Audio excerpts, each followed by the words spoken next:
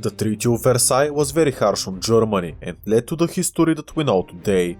The reasons for the outbreak of the Second World War were directly blamed on the Treaty of Versailles, as it wasn't harsh enough to prevent Germany from ever rising to power, but it also wasn't lenient enough as to appease Germany and make the Weimar Republic succeed.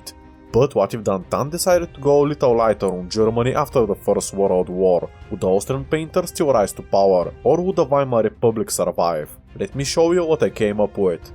Actually, having Germany get punished less is harder than you may think. If we want to keep the butterfly effect at minimum, we can't change anything about the Great War that's too big. For example, if we had Germany lose in 1914 or 1915, they would be punished way less. But we would have butterflied off into another scenario, as Austria-Hungary, the Ottoman Empire and the Russian Empire would likely still be standing, so this would be a completely another universe. So here is what I propose. The Great War is about the same, but the Americans do more work and manage to convince their allies to their ideals and such. This allows France's expansionist ideals to be cut back much more, allowing for a more forgiving peace treaty on Germany. Basically, we need France to have less say in the peace treaty, as the French literally wanted to break up and partition Germany, which goes against the narrative of the scenario. Now that we have that out of the way, what exactly are we changing? Well, we need the peace treaty to be kind enough to not let the Austrian Painter rise. There are 4 major things that I want to address to make this treaty easier on Germany: the Danzig corridor, the Saarland, the Rhineland, and Germany's war reparations. First up, the Danzig corridor. The territory was given to Poland as to give it a coastline and separated East Prussia from mainland Germany. This was a major point of propaganda for the German ultranationalists, so we need to have Germany to keep this territory. However, the Entente still wants Poland to have a coastline, so we need to get creative. I suggest we allow Poland to establish a protectorate over Lithuania. Historically, the Poles really wanted to do this, and if we follow through, Poland would get a coastline. This was actually historically tried by Poland, as they tried to subjugate Lithuania right after both countries gained their independence, but these efforts had failed, mainly due to Vilna. Basically, Poland took Vilna, which the Lithuanians wanted it as their capital city, and Poland established a puppet government of Central Lithuania. Poland offered Central Lithuania to the Republic of Lithuania under the condition that the two countries unite, but this was denied by the Lithuanians. In fact, as Central Lithuania was established in 1920, this really pissed off the Lithuanians. So for whole 18 years, Poland and Lithuania didn't have any diplomatic relations, and Lithuania never accepted losing Vilnius. Another interesting fact is that according to the first constitution of Lithuania, they claimed Vilnius as their own capital city, despite never controlling it. In 1931, an international court in The Hague determined that Poland was in violation of annexing Central Lithuania, but nothing was done about it. In this alternate history, this would have to change. I would have Poland to give Central Lithuania to the Lithuanian state, normalizing relations between the two and paving the way for unification. Another alternative is that the 1919 Polish coup attempt on Lithuania is successful. Regardless, we would have Poland to annex Lithuania in this scenario, so there is no need for Germany to lose Danzig, which would discredit the ultranationalists and make their rise to power much more difficult.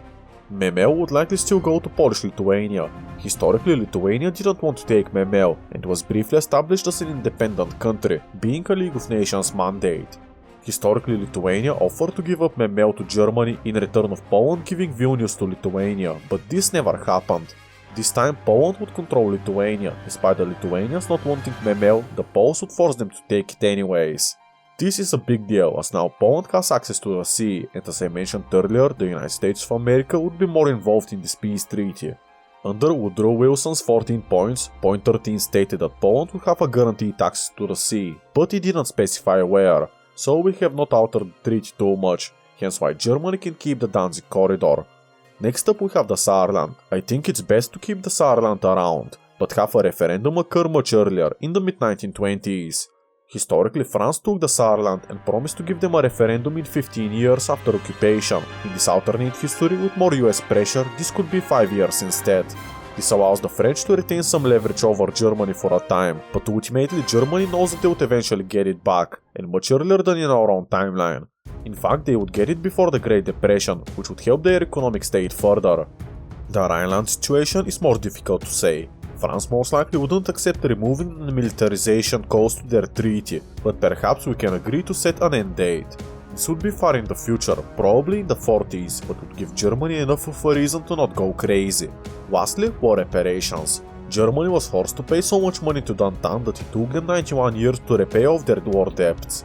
As a result, we need to decrease these a lot, a couple of billion at least, but we can't eliminate them completely. We can't have Germany to remain too strong. The original demand was for 132 billion gold marks, a massive amount that Germany couldn't realistically pay in cash.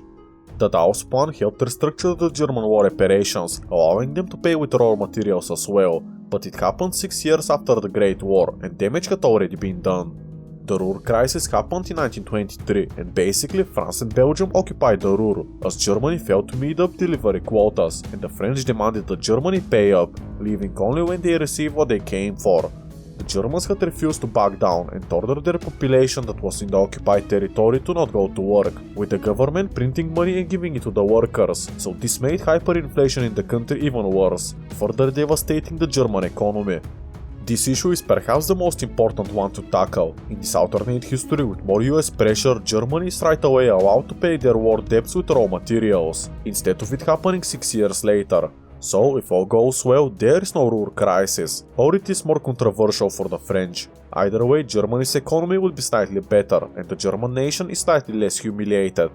On a side note, let's not give Denmark anything. They didn't deserve it, and the only reason why the Entente did this is to screw over Germany. Northern Schleswig is a small territory, but it's something we can do to help Germany out further. The fact is that Denmark got more German land in Europe than Belgium, and the Danes didn't fight a war, while Belgium got their country occupied and destroyed, with them suffering approximately 100,000 casualties. In this alternate history, Northern Schleswig would be still German. Now, this alternate peace treaty may seem way too light on Germany, and this may be true, but I have to argue that this is necessary. If we ruin the economy but keep Germany with most of their territory, the Austrian Painter can still rise to power easily. The same thing goes if the situation is flipped. While it's okay if the Austrian Painter rises to power in this scenario, I still want it to be different and interesting than in our own timeline. On a real side note, this video is on what if Germany was punished less after World War I. Austria-Hungary, Bulgaria and the Ottoman Empire would still get the same treatment. Sorry guys. Really quickly, I have a simple ask, and this is to subscribe to the channel if you have ever enjoyed any of my videos, including this one so far. Thank you in advance. Now, with all of that out of the way, let's get to the meat and potatoes of the scenario. As the years would pass, the United States would continue to loan money to Germany as to pay off their debts to France and the United Kingdom. The German economy would begin to recover much faster than in our own timeline, but it still wouldn't be all that amazing by the time of the early 1920s roll around. Speaking of the early 1920s, I see no reason why Italy wouldn't become ultra-nationalist in this time as well. Italy would still get much less than they were promised in this timeline, and their economy would still be very bad. All of Mussolini's steps he took to come to power would happen identically, and there would be no delay. If we want the Austrian Painter to be out of the picture, Hindenburg being slightly smarter or the Austrian Painter being jailed for longer after the BLH push is certainly a couple of ways we can achieve this. As the year of 1925 comes around, it's time for the Saarland to have their referendum. This would pass with an overwhelming majority to join Germany, just like in our own history, which the Entente would be forced to accept. France would stall it for as long as possible, but to not damage relations with the UK, they would be forced to accept it. The Saarland would join Germany in 1925, and the resources in the region would help Germany pay off their debts to France quicker, which the French would accept. Germany's economy would continue to recover until the year of 1929. Every cultured historian knows what happened in 1929, but for those of you who don't know, I'll tell you: the Great Depression. The Americans would begin to cut on their loans to Germany, which the nation was using to pay off their loans to the United Kingdom and France. Meanwhile, the French and British would begin to demand their reparations quicker, which would send Germany behind a lot. However, this could be cushioned by the changes we have made. As the Great Depression would continue throughout the early 1930s, Germany would eventually begin to grow closer to the Entente, with the Weimar government seeing the only way to fully recover from the Depression. I believe that this would be helpful in the long term, but in the short term, people would begin to get pissed at their government for collaborating with the former Entente powers. In this timeline, some extremist parties such as the ultranationalists may rise to power and influence, but I don't think that they would be able to form any sort of government. Without an ultranationalist Germany, Italy is left alone in ideology and grows closer to Hungary and Austria, the Rome Protocol's members, with whom they would have very good relations with. Italy would still invade Ethiopia in 1935, which would go as historically, but they don't have Germany to turn to subsidize their economy. The Italians would have a weaker economy in this alternate timeline. Now the Spanish Civil War would still start, and this is unchanged. Germany is unlikely to support any side, so Frank would find it more difficult to achieve total victory, but still the odds are overwhelmingly in his favor. Perhaps it takes slightly longer and Spain is further destroyed, but the country becomes ultranationalist just like in our own history. At this point it's impossible to discern exact German politics, as we are beginning to enter the part of the scenario where the butterfly effect would start to kick in. I have no idea which party would retain power or have the presidency, so I would assume it's the SPD. Still, we can never know if the SPD would be just barely holding out to power or if they would have a comfortable majority over the opposition. By the late 1930s, Germany and their former enemies would have recovered. Their economies would slowly be on the rise again. However, they aren't the only ones to recover. The Soviet Union would be also looking to expand, starting in the Baltics. It wouldn't surprise me if they left Lithuania alone for now, as they wouldn't exactly want a border with the British and French aligned Germany, as well as the fact that Lithuania would still be a puppet of Poland. If Stalin starts his winter war, it's hard to say, but I think that he would try it. I think that if this is the case, it would basically go as historically, however Germany would support the Finns as well, having them hold out for longer. Even France and Britain originally wanted to help Finland out, so they would rush to send volunteers. As a result, the Soviets might get less land in our own history at the cost of even more casualties. Now, is this realistic? Well, probably not at all. Stalin was more pragmatic, so him starting a war not only against Germany but also France and Britain, if not even Poland, would be quite stupid. The Baltics and Finland are nations that didn't have any guarantees from the West, while Romania was in the Little Entente, so realistically Stalin can only expand into the Baltics and Finland, which the Allies would know, so they can absolutely counter the Soviet Union in the region. Perhaps in this alternate world there is no war, but I'd argue this wouldn't make for an interesting scenario. In this alternate history, Stalin, after getting parts of Finland, would probably go after Bessarabia next, which I think Romania would refuse the ultimatum. This is due to the fact that France hadn't fallen, and is still strong enough to defend Romania. The Soviet Union would invade Romania, but France would step in diplomatically, trying to broker a deal. I think that due to the masterful skill of the French diplomacy, also known as giving your enemy whatever the hell they want, the Soviets would be forced to back off, but they would be allowed to annex Bessarabia, not northern Bukovina, in exchange for a non-aggression pact with Romania and a possible guarantee of Polish independence. However, there wouldn't be an ultranationalist regime taking over Romania. It would be hard to say where they go from there, but it wouldn't surprise me if they remain allied with France, as they would promise their territory back after the Soviets start a war against the Allies. Of course, it's not impossible that ultranationalists take charge in Romania and ally themselves with Italy, or even go communist and ally with the Soviet Union. I would have the Romanians stay with the French for simplicity's sake. Around this time, the French might just allow Germany to begin to rearm, although not by much, probably up to 250,000 soldiers, as well as tanks and airplanes, but this would be enough to boost the national pride in Germany, as one of the last major clauses of the Treaty of Versailles would be partially lifted, boosting their current government's popularity. With Germany not being ultranationalist in this alternate history, the Japanese are going to need to pick up the slack. To start off with, their invasion of China in 1937 would go about the same way. Marco Polo Bridge incident, Chinese United Front, the works. However, their war in China would be much different. Without Germany being full of ultranationalists, the Sino-German relationship would continue to bud. Remember that the Weimar Republic and even ultranationalist Germany at the beginning supported the Chinese over the Japanese. Germany even sent a lot of guns and advisors to China, prior to the takeover of the Austrian Painter.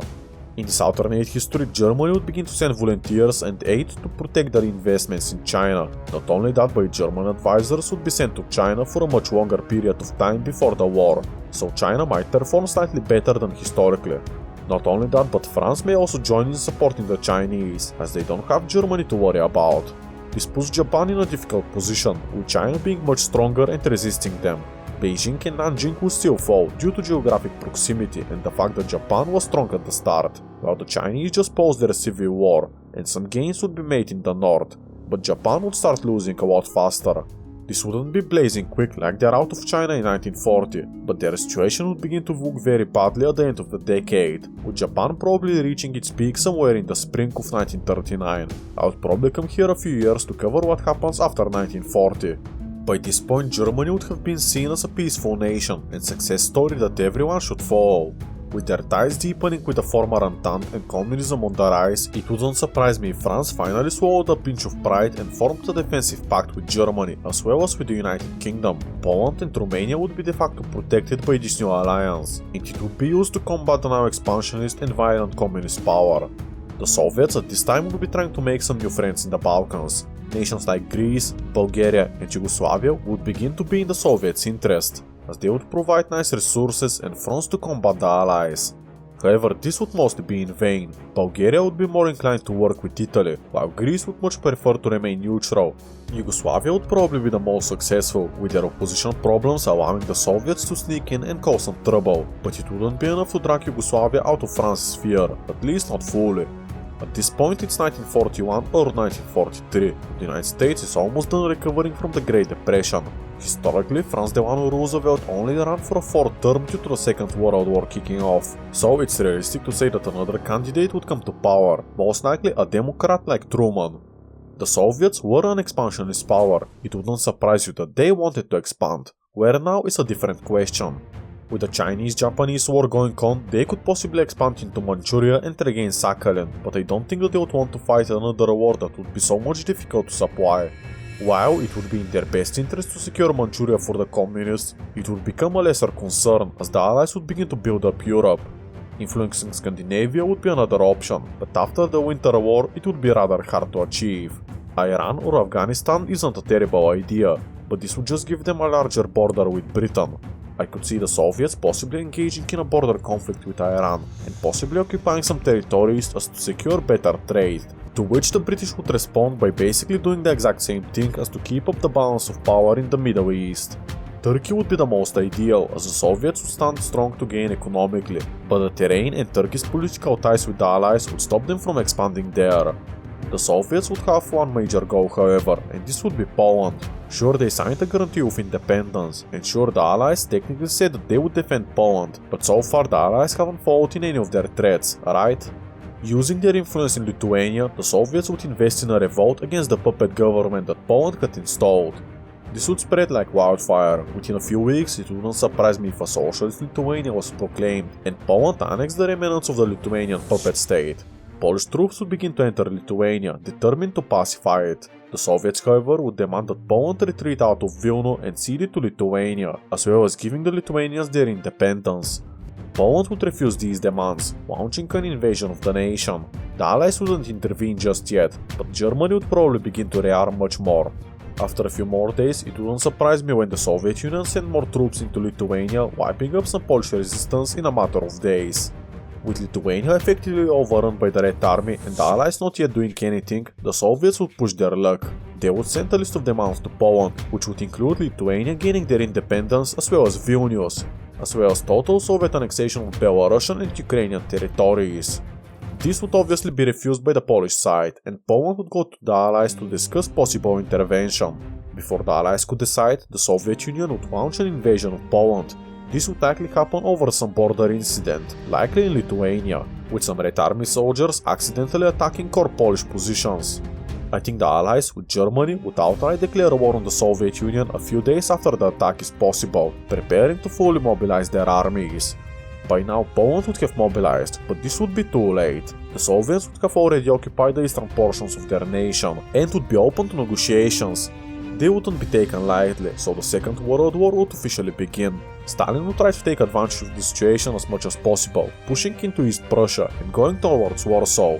The Soviet military might be already mobilized and more experienced than the German and Polish ones to start off with, but these gains would be very successful. I don't think that Warsaw would fall to the communists, but I believe that there would be a battle of Warsaw. As for East Prussia, I think that the Soviets would manage to push there well, taking Danzig and Königsberg. This would probably be the extent of their gains, however. I would say that this alternate war starts in, let's say, 1943, so the Soviets are quite ready to fight, and they would have completed their Great Purge. But of course the Soviet Union is very different than the one from our own history.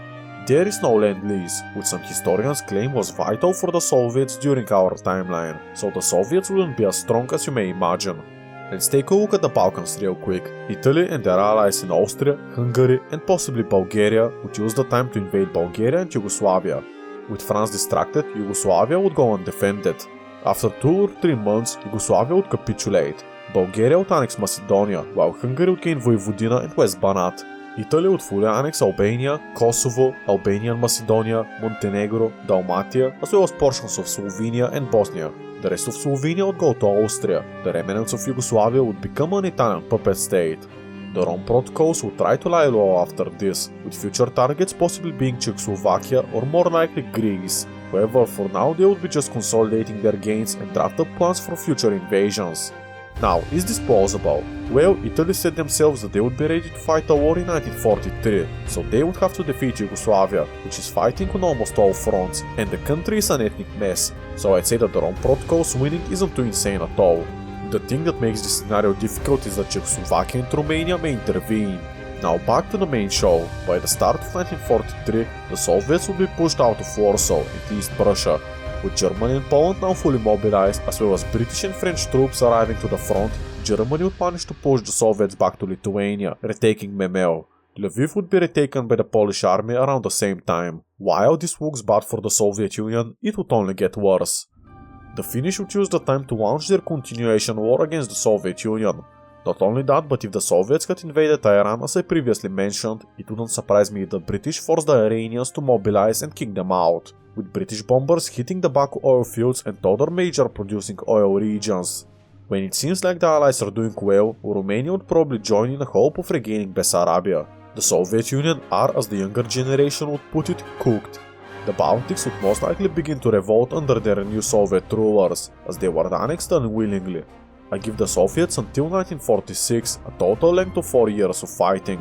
I think this is realistic due to the fact that the Soviets aren't just facing German troops, but also the full strength of France, Poland and the British as well, not to mention of Finland, Romania, Iran and some Baltic rebels. Not only that, but their oil supplies would be hit way worse than historically, and there is no Lend-Lease. This is an absolutely unwinnable war.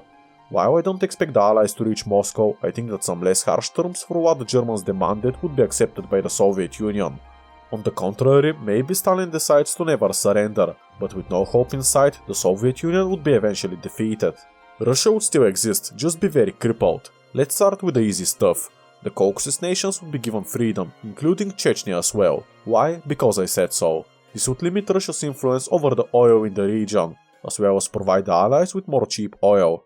Estonia and Latvia would be restored, and Finland would gain all of Karelia. And to make some pretty borders, Murmansk and the Kola Peninsula as well. Romania would gain Bessarabia, but this wouldn't be all. Poland's situation would be very complicated. Germany would be compensated with Memel. The Poles would be allowed to annex all of Lithuania and gain a puppet government over Belarus. Ukraine would be given independence as well and become a very large nation in Eastern Europe. France would hope that with them and Poland being strong, communism would be contained to just Russia. With this, Germany would regain territories many thought would be lost forever, as well as come out of the war as a rather strong economy. The people of Germany would be happy and Europe would be closely united. When we left Japan off in 1940, they would be at their peak against China, and even then it would be less than their peak historically. Japan would start to be forced back into Manchuria and struggle to hold off the Chinese. However, in 1942, when the Second World War breaks out, aid to China would start to decrease. Gains by the Chinese United Front would begin to swell, but not stop completely. By 1943, Japan is retreating into Korea and is forced out later the same year. While Japan doesn't exactly end their war with China, it would result in a situation like the Korean War, armistice but no end. Manchuria would be fully taken by the KMT, and Korea would be established as a Chinese tributary state. Interestingly enough, Japan would get to keep southern Sakhalin, maybe seizing the whole island after the Soviet Union surrenders to the Allies, the Kuril Islands and multiple other islands in the Pacific. I can see Japan keeping Jeju Island as well. Even though it's technically part of Korea, the Chinese have no real way of taking the island. In the following years, the communists in China would be choked out due to the Soviet Union being defeated, and the KMT would become the dominant power in China, uniting the nation under their government. What is Italy doing all of this? Well, Italy would be separated from the rest of the world diplomatically, only having their allies in the Rome Protocols to support them. It wouldn't surprise me if Spain, who would also be still ultranationalist, joined this alliance as at least an economic partner. But what about their territorial ambitions? Well, I'll leave you off with minor speculations on what could happen.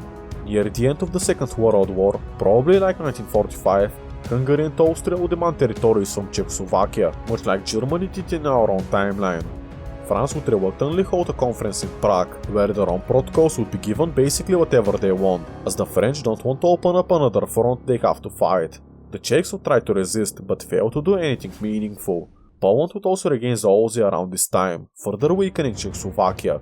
Basically, Austria gains the Sudetenland and Hungary gains southern Slovakia and Carpathian Ruthenia. While I don't think that this is too realistic, I think that France can continue the appeasement strategy as to focus on defeating the Soviet Union, then deal with the Rome Protocols later, so I don't think that this is too insane to consider. Now the Czechs wouldn't be fully destroyed, as Italy would go south and strike Greece. If they can get away with this is hard to say, but I think that they might. However, by the end of the Second World War, the Allies and the Rome Protocols would be effectively engaging in a Cold War.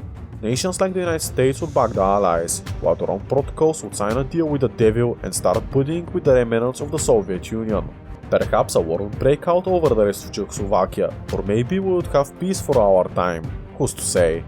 Overall, according to this video, it's not a terrible idea to not punish the Germans that badly. It ended up in a quicker and less painful war, as well as a stronger sense of European democracy, so not a terrible idea. Still, check this video out regarding Germany allying with China in the Second World War. Thank you for watching and I hope to see you there. Goodbye.